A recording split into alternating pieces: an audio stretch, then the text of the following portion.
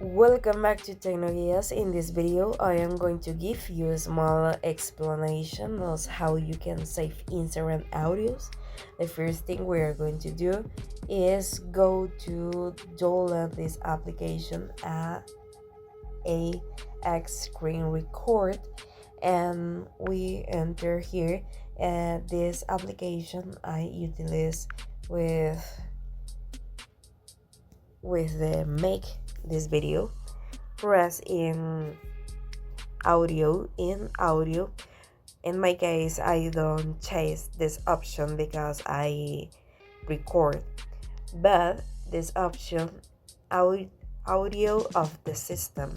Okay, go to Instagram application here, and we can see this option, and to slice in, press the button to start recording.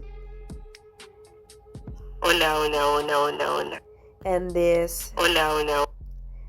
is downloading the audio. You go to WhatsApp or go to other thing of Instagram and send this audio.